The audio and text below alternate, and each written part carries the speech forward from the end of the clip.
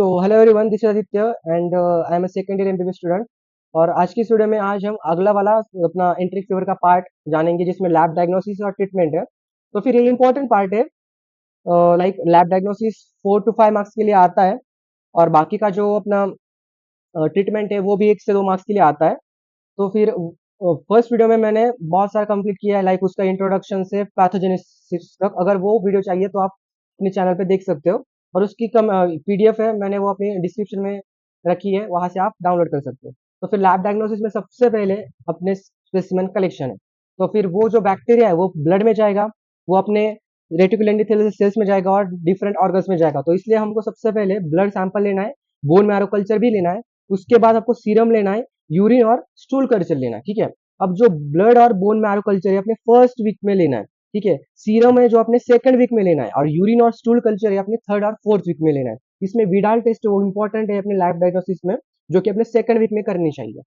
क्यों करनी चाहिए वो आगे बताऊंगा। तो फिर तो सबसे पहले आप अभी जानते हैं तो फीवर पेशेंट में कैसे पॉजिटिव रहता है, मतलब फीवर की इंटेंसिटी कितनी रहती है। तो फर्स्ट वीक में वो 90% फीवर दिखाता है, सेकंड वीक में वो 75% और थर्ड वीक में 60%। अगर याद रहता है तो ठीक है, वरना इट्स ओके। उसके बाद कल्चर, तो कल्चर में इनरिचमेंट और सिलेक्टिव मीडिया होते हैं। इनरिचमेंट ब्रॉक्स मतलब लिक्विड मीडिया होता है और सिलेक्टिव मीडिया मतलब वो सॉलिड मीडिया होते हैं, वहां पे हम बैक्टीरिया कल्चर कर सकते हैं। तो इनरिचमेंट में ब्रॉक्स में होते हैं अपने सेलेनाइट एफ ब्रॉक, उसके बाद टेट्राथायोनाइट ब्रॉक और ग्राम नेगेटिव ब्रॉक। और सिलेक्टिव में होता है अपने डीसीए यानी कि डीऑक्सीसाइ फोलेट सिट्रेट अगार और एक्सएलडी मतलब थाइलोलस लाइसिन डीऑक्सीकोलेट। तो फिर अपना डीसी है जहां पे आप पेल कॉलोनीज मिलते हैं विद ब्लैक सेंटर्स और एक्सएलडी में रेड कॉलोनीज मिलते हैं ब्लैक सेंटर। ये आपको इंपॉर्टेंट है, ये ध्यान रखना है, बिकॉज यहाँ से आपको लैब डायग्नोसिस में क्वेश्चन आएगा, एज अ एमसीक्यू भी आ सकता है। बिकॉज डीसीए में अपने पेल कॉलोनीज है ब्लैक सेंटर से और एक्सएलडी में रेड कॉलोनीज है ब्लैक सेंटर से। ठीक है, उसका लॉन्ग फॉर्म भी याद रखना। उसके बाद Wilson Blair brilliant green bismuth sulphate agar, इसमें विल्सन ब्लेयर अगार लिखा तो भी चलेगा। जो क्या करता है, जो बैक्टीरिया अपने H2S रिलीज करता है वो ब्लैक कॉलोनीज देता है। ओके, तो फिर मैंने यहाँ पे डायग्राम में दिखाया है जो पेल कॉलोनीज है, जो अपना होता है अपना डीसीए यानी कि डीऑक्सीकोलिक सिट्रेट अगार, और जहाँ पे वो अपनी ब्लैक वहाँ पे रेड कॉलोनीज दिखा रहा है ना, वो ये होता है अपना एक्सएलडी अगार। ओके, और विल्सन ब्लेयर में H2S फॉर्मिंग बैक्टीरिया आपको ब्लैक कॉलोनीज देते हैं। उसके बाद मोटिलिटी टेस्टिंग क्यों, बिकॉज ये अपना पेरिट्राइकस फ्लैजेला है। ओके, उसका बायोकेमिकल टेस्ट इंपॉर्टेंट है वो डायग्नोस के लिए। ओके, तो फिर वहां पे कैटलेज ऑक्सीडेज, कैटलेज पॉजिटिव है ये याद रखो और ऑक्सीडेज निगेटिव है। उसके बाद आईसीयूटी, ओके, इंडोल सिट्रेट यूरेज और ट्रिपल शुगर टेस्ट। उसमें से आईसीयू पहले 3 है वो निगेटिव है, और ट्रिपल शुगर में ना आप एस्टियस फॉर्मिंग बैक्टीरिया को आइडेंटिफाई करते हैं। यहाँ पे देखो, जो कि अपना सिर्फ साल्मोनेला टाइफी है। ओके, यहाँ से हम उसको आइडेंटिफाई कर सकते हैं। उसके बाद एंटीजन डिटेक्शन में हम इलाइजा यूज करते हैं, वहां पे हम सीरम और यूरिन यूज करते हैं। उसके बाद एंटीबॉडी डिटेक्शन में Widal test, one of the most important question for 4 to 5 marks in LAQ, because LAQ में सब क्वेश्चन होते हैं, उसमें से ये आता है। तो फिर इसमें विडाल टेस्ट का सबसे पहले आपको प्रिंसिपल पता होना चाहिए, उसके बाद उसको से एंटीबॉडीज एंटीजन्स उसकी प्रोसीजर, उसके बाद उसका इंटरफेरेंस और लास्ट में रिजल्ट क्या है। तो फिर हम जानेंगे उसका प्रिंसिपल क्या है। तो अग्लूटिनेशन टेस्ट होता है जहाँ पे एंटीजन एंटीबॉडी फॉर्म करते हैं अग्लूटिनेशन, वो भी ट्यूब अग्लूटिनेशन टेस्ट होता है।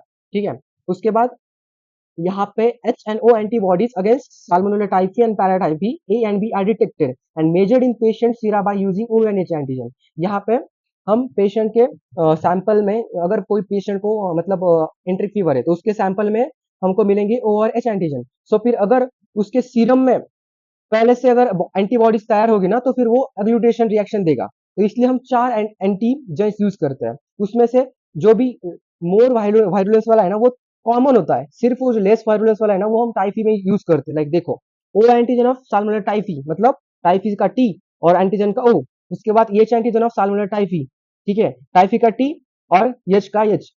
ठीक है, उसके बाद H antigen of Salmonella paratyphi A, उसमें हम ए लिखेंगे और एच मतलब वो एच एंटीजन लिया, और H antigen of paratyphi B उसमें हम बी लिखेंगे और एच लिखेंगे। ये 4 एंटीजन यूज करते हैं, 4 अलग अलग सेट बनाते हैं हम इसके, और वहां से हम इंटरप्रिटेशन देखते हैं। तो इसका प्रोसीजर क्या है, हम सीरम लेंगे पेशेंट का, उसके बाद उसको डाइल्यूट करेंगे 1:20 और 1:164 डाइल्यूशन में, यानी कि उसको बहुत डाइल्यूट करेंगे और उसके बाद उसको 4 सेट तैयार करेंगे और उसको इंक्यूबेट करेंगे। उसमें सबसे पहले एंटीजन डालेंगे अपने वो 4 वाले और उसको इंक्यूबेट करेंगे 37 को, और उसका टाइटर हम इंटरप्रेट करेंगे। तो उसका रिजल्ट क्या दिखेगा।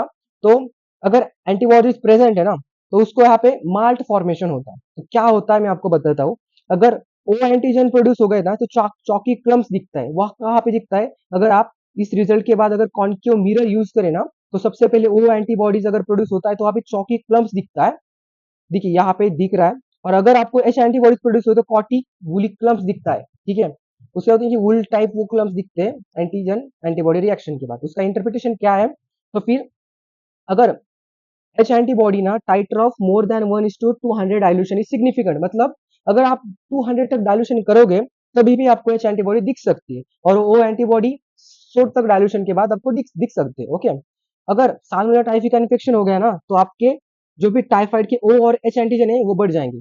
कौन सा भी इन्फेक्शन हो, एच एंटीजन तो बढ़ जाएगा। Okay, but sorry O antigen बढ़ जाएगा, बट जो भी अपना ए और बी एंटीजन है ना, तो उसमें से जो भी अपना साल्मोनेला टाइफी का ए वाला मोर इम्यूनिजेनिक वाला ये एंटीजन है, वो अपना साल्मोनेला टाइफी पे बढ़ जाएगा, और साल्मोनेला टाइफी बी में पैराटाइफी बी में पीएच वाला एंटीजन बढ़ जाएगा, ठीक है।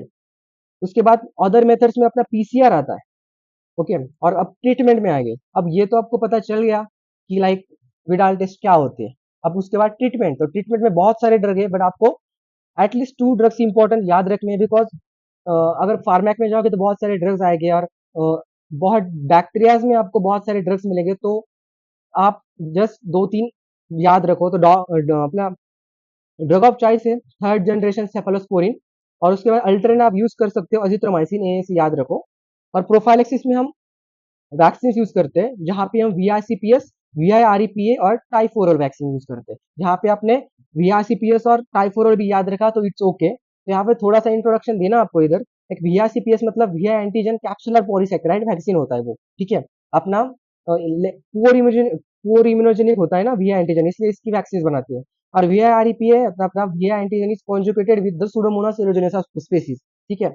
और उसके बाद टाइफोरल, उसमें ओरल मतलब ये ओरली लेते हैं हम, और ये अपना ओरल लाइवेटेड वैक्सीन होता है, और टाइफाइड के TY2A1 स्ट्रेन के लिए होता है। अगर ये याद रहे तो ठीक है, नहीं तो इट्स ओके। दो अपने इसको नाम याद रखो। और उसके बाद टाइफोरल में अगर एक चीज बताऊं तो उसका एक गैलेक्टोज वाला कोई तो एंजाइम होता है, जहां पे वो पैथोजेनेसिस स्टॉप करता है, इसलिए हम टाइफोरल वैक्सीन देते हैं। तो इतना ही याद रखना। तो यही है आज की पूरी इंटरेक्ट फीवर वाली वीडियो। और इसके नोट्स चाहिए तो आप कमेंट या फिर अपने डिस्क्रिप्शन में देखो, वहाँ पे गूगल ड्राइव होगा, वहां से डाउनलोड करो, फ्री है। और अगर वीडियो अच्छी लगी तो सब्सक्राइब कर देना और लाइक भी कर देना। Thanks for watching.